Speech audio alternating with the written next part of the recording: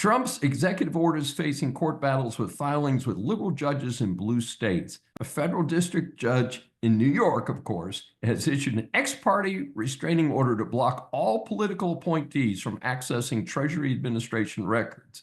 Note that ex parte means nobody from the Trump administration was given a chance to appear and respond.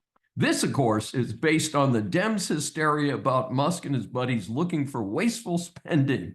The Trump administration has filed an emergency motion to vacate the injunction. The judge's order was that only civil servants could access these records. Note that the Treasury Secretary himself is a political appointee.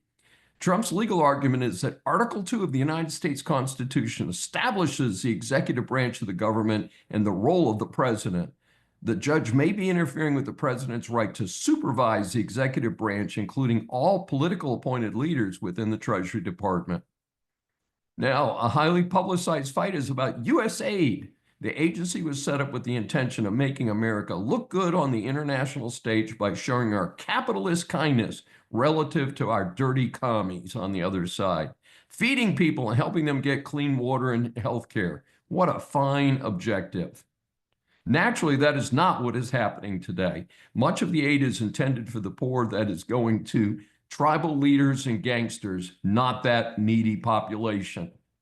This is just a fact. Further, there's been some extensive publicity recently of some of the most pathetic uses of our tax dollars around the world that's not being used for food and healthcare and things like that for the truly needy. And that's a false narrative for sure. At least the bulk of the aid is not being used for the way it's being sold to the public. So Trump has been sued for putting a total hold on U.S. aid until things are straightened out.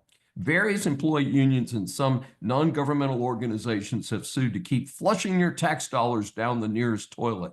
Most of the judges who have ruled against Trump are in blue states and were appointed by Dem presidents. No surprise there.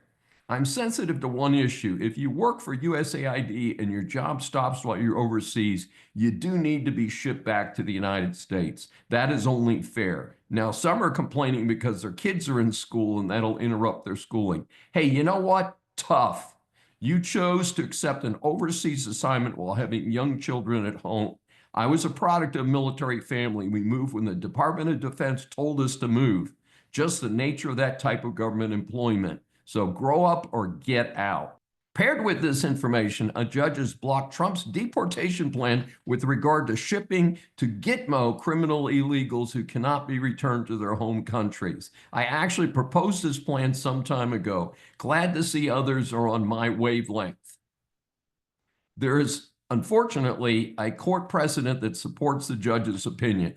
I believe the precedent is plain wrong and that hopefully the Trump administration will get a quick appellate court review and get this reversed.